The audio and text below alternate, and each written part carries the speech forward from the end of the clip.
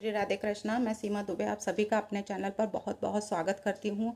अभी अभी मोदी जी ने जो भाषण अपना दिया 22 मिनट्स का, वो वाकई में दुनिया में सभी को एक सीख मिली है, जिसमें कि यह है कि जैसा योगी जी शुरू से कहते आए हैं कि एक रहोगे तो सेफ रहोगे, उसी तरीके से मोदी जी ने इनडायरेक्ट में कहा है कि सभी एक साथ अगर रहेंगे, सब एकजुट होकर अगर साथ देंगे भारत के लिए, तो वो आतंक को जड़ से खत्म कर देंगे। यानी कि पाकिस्तान की जो तैयारी सीमा पर वार किया था, ऐसी तैयारी उन्होंने किया था कि सीमा पर हम वार करके पूरा नस्ते नाबूद कर देंगे भारत को। लेकिन भारत ने पाकिस्तान के सीने पर वार करके उनको ये कर दिखा दिया कि वाकई में कि आप जैसा वार किया, यानी उसका मुंह तोड़ जवाब हमने दिया। उनके सारे एयरबेस जितने थे, उनकी मिसाइलें थी, वो सब हवा में ही उड़ा दी गई। उनको धरती पर यानी कि अंदर सीमा पार घुसने ही नहीं दिया गया।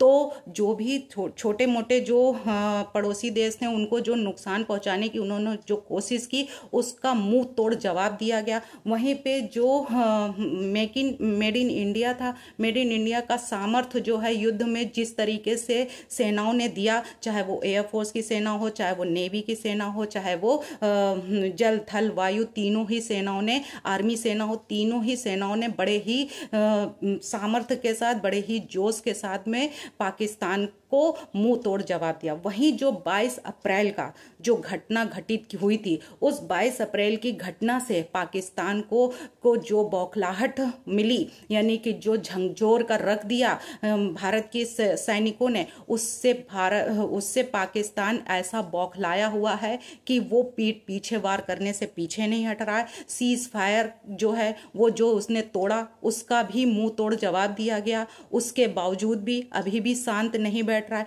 यानी कि सीज फायर में डीजीएमओ ने, जो डीजीएमओ और डीजीएमओ की दोनों की बैठक हुई, उनमें बातचीत हो चुकी थी, सब कुछ क्लियर हो चुका था। उसके बावजूद भी सीज फायर को तोड़ने की जो कोशिश की, उस सीज फायर को तोड़ने का नतीजा यानी कि अब उनको शांति से दिया जाएगा। जिस तरीके से उन्होंने धोखा दिया है, उस धोखे का नतीजा उनको कैसे मिलेगा, वो अब पाकिस्तान के लिए और भी ज़्यादा खतरनाक साबित हो गया। यानी कि जिस तरीके से मोदी जी ने जो आज भाषण में बोला, अपने भाषण में, कि पाकिस्तान को अब मुंह तोड़ जवाब दिया जाएगा, लेकिन आतंकवाद को पूरी तरीके से जड़ से ख़त्म किया जाएगा, जैसा उसने किया है। तो पहलगाम में जो घटना की थी, मांग का सिंदूर जो महिलाओं के उजाड़े गए थे, उन सिंदूरों को पूरी तरीके से उसका बदला लिया जाएगा और वो आतंकवाद को पूरी तरीके से जड़ से खत्म करने का जो वादा सभी से को किया है, वो वाकई में तारीफ योग्य है। वहीं मोदी जी ने यह भी कहा है कि जो स्कूल थे, सामान्य नागरिक थे, अस्पताल थे, मंदिर थे और गुरुद्वारे थे, उनको जो नष्ट करने की जो कोशिश की है पाकिस्तान ने, अपनी नाकाम जो ये घटना घटित की थी, उसके लिए भी उसको छोड़ा नहीं जाएगा। और उसको मुंह तोड़ जो हमारी सेनाओं ने जवाब दिया है, उसके लिए वो उनको नमन करते हैं, उनको धन्यवाद करते हैं। तो मोदी जी ने सम्मान सहित तीनों ही सेनाओं को बड़े ही उससे नमन किया और ये कहा उनका हम धन्यवाद देते हैं। तो है वो तोड़ने का उसका नतीजा क्या मिला है। वहीं पर मोदी जी ने ये भी कहा है कि न्यूक्लियर ब्लैकमेलिंग जो है वो भारत नहीं सहेगा। उस पे जो वो बार बार धमकी देते हैं कि हम न्यूक्लियर फेंक देंगे, हम ये कर देंगे, पूरा भारत हम तबाह कर देंगे, हम उसको नस्ते नाबूद कर देंगे, तो ये सारी बातें सिर्फ बातें ही हैं, उससे कुछ नहीं होने वाला है। यानी कि उनके जो जितने परमाणु थे, जिनके मिसाइलें थी, जिनके एयरबेस जितने थे, वो सब नष्ट कर दिए गए हैं, चाहे वो ड्रोन हो, सब नष्ट कर दिए गए। लेकिन जो न्यूक्लियर की जो धमकी दे रहे हैं, तो ये धमकी उनकी नहीं चलेगी। यानी कि जिस तरीके से यानी उनके दाने दाने के लिए जो तरस रहे हैं और उनको खाने के लिए लाले पड़े हुए हैं, और वो धमकी दे रहे हैं न्यूक्लियर कि हम न्यूक्लियर छोड़ देंगे, तो न्यूक्लियर जो ब्लैकमेलिंग कर रहे हैं, इस ब्लैकमेलिंग से भारत डरने वाला नहीं है। भारत की तीनों सेनाएं तैयार हैं और उससे डरने वाला नहीं है। वही है कि अब भारत की सेना के साथ साथ भारत के नागरिक, चाहे वो स्कूल के हों, चाहे वो गुरुद्वारे के हों, चाहे वो मंदिर के हों, चाहे वो मस्जिद क्यों, किसी भी तरीके के कोई हो, सभी लोग तैयार हैं आतंकवाद से लड़ने के लिए, पाकिस्तान से लड़ने के लिए, सभी, चाहे वो कोई भी हो। यानी कि जैसी उन्होंने गलती की है, मांग का सिंदूर जो उड़ाया है, उसके लिए जो ऑपरेशन सिंदूर जो मोदी जी ने चलाया है, उसका बदला चुन चुन कर लेंगे और उसके लिए वो छोड़ेंगे नहीं। कि अब पाकिस्तान जिस तरीके से बौखलाया हुआ है और वो गलती पर गलती जो कर रहा है, वो सिर्फ और सिर्फ अपने पैरों पर सिर्फ कुल्हाड़ी मारने का कार्य कर रहा है।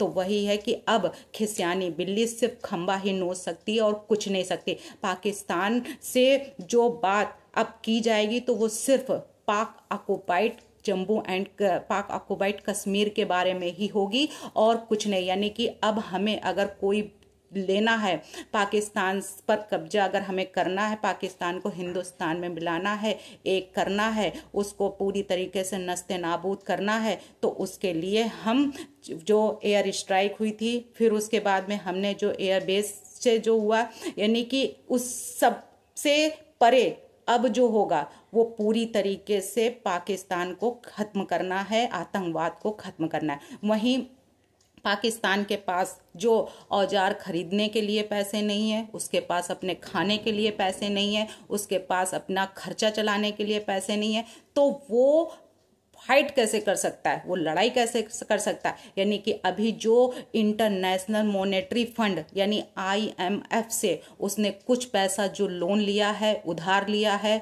औजार खरीदने के लिए, हथियार खरीदने के लिए, तो वहीं जो बैंक दे रही है, यानी कि जो इंटरनेशनल मॉनेटरी जो फंड है यानी IMF, तो वो वर्ल्ड बैंक से जो उन्होंने पैसा लिया है कि कोई भी जब कोई मुसीबत आती है या कुछ होता है तो उसके लिए IMF पैसा देती है। तो वो IMF पैसा किस तरीके से देती है, जैसे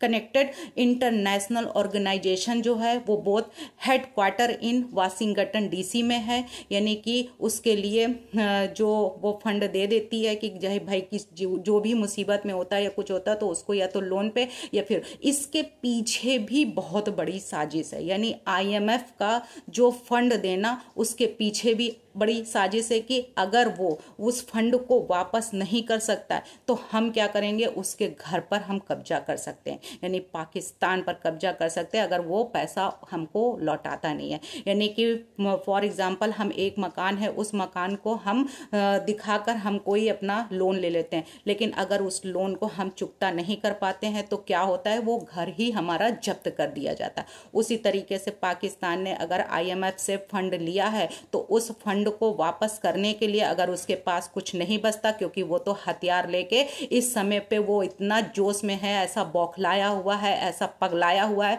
कि वो सिर्फ और सिर्फ इस समय हथियार खरीदेगा, ये सोचेगा कि हम भारत को कैसे नस्ते नाबूद कर दें, इस आड़ में लगा हुआ है, इस ओड़ में लगा हुआ है। इसके लिए वो सारा पैसा इस समय पर जो IMF से लिया है वो खर्च कर लेता है, तो उसको लौटाने के लिए भविष्य में पैसा ही नहीं बचेगा, तो IMF उसका पाकिस्तान पर कब्जा वैसे ही हो जाएगा, वो अपने आप में मिट्टी में मिल जाएगा। जिस तरीके से ये कहा जा रहा है कि पाकिस्तान को मिट्टी में मिलाने की पूरी जो कोशिश की जा रही है वो वाकई में पूरी सक्सेस होगी, पूरी तरीके से सफलता मिलेगी, और वो चाहे भारत सरकार की तरफ से मिले और या फिर IMF की तरफ से। इंटरनेशनल मॉनेटरी जो फंड है यानी IMF, वो 3 तरीके से पैसा देता है, चाहे वो मतलब उसका जो कार्य है वो एक फोकस यानी कि, और एक होता है रोल क्या होना चाहिए, और एक होता है पर्पस, यानी पर्पस, फोकस, रोल। 3 तरीके से पैसा देता है कि किस तरीके से किसको कैसे हमें पैसा देना है और किस तरीके से वसूली करनी है, उसको अच्छी तरीके से आता है। तो वो पैसा उसको देकर, उसको कर्ज चढ़ाकर, कर्ज में डुबाकर, और पूरी तरीके से जो उसके पास अभी बचा कुचा धन या बचा कुचा कुछ है वो भी खत्म करके, और पाकिस्तान पूरी तरीके से जब भिखारी बन जाएगा तो उस पर कब्जा करना आसान हो जाएगा, और वो अपने आप से घुटने टेक देगा और भीख मांगने की जब कगार में आएगा तो वो किसी न किसी से शरण जरूर लेगा।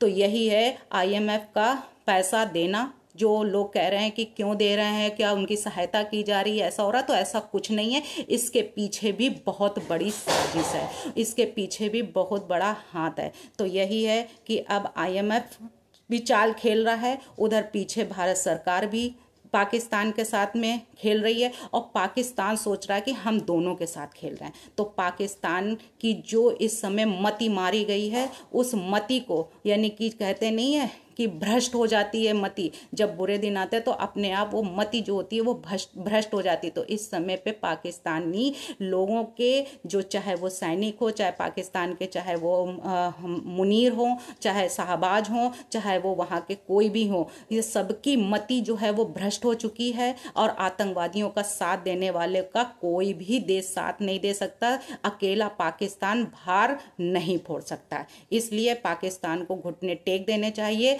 जितनी साजिश करनी थी वो साजिश वो कर चुका है, लेकिन आज नरेंद्र मोदी के इस भाषण से पूरा देश और पूरा जो है सबने सुनकर, मोदी जी के इस भाषण से उनको सब में वैसे भी जोश आ गया है। और पाकिस्तानी लोगों को जो देख के उनको जो झटके लगे हैं, वो झटके अब जोर का झटका धीरे से उनको मिलने ही वाला है। इसलिए पाकिस्तान को अपने घुटने टेक देने चाहिए इस भाषण को सुनकर। तो मोदी जी ने आज जो भाषण दिया, उससे सभी लोगों को बड़ी ही सीख मिली है कि एक रहेंगे तो सेफ रहेंगे, यानी और अलग रहेंगे यानी तो हमारे ऊपर सभी लोग वार कर सकते। इसलिए एकता में ही सब कुछ है, तो हमें एक रहना है और सेफ रहना है, यानी सभी को मिलकर आतंकवाद को जड़ से खत्म करने का साहस जो है मोदी जी ने उठाया, उसको सभी को साथ देकर ही और पूरी निडरता के साथ में, पूरे साहस के साथ में हमें इसका साथ देना है। और उसके साथ साथ में हमें सभी को, उनको सभी सैनिकों को जिन्होंने इतनी हिम्मत जुटाई है, उनका सबको नमन करना है। वो चाहे कर्नल सोफिया हो और कुरैशी हो या फिर भूमिका सिंह हो, दोनों को, सभी को नमन करना चाहिए कि हिम्मत के साथ में हम सब सोते हैं, लेकिन ये बॉर्डर पे गोलियों से और हमारी सुरक्षा करते हैं दुश्मनों से। भारत माता की जय। वंदे मातरम। जय श्री राम।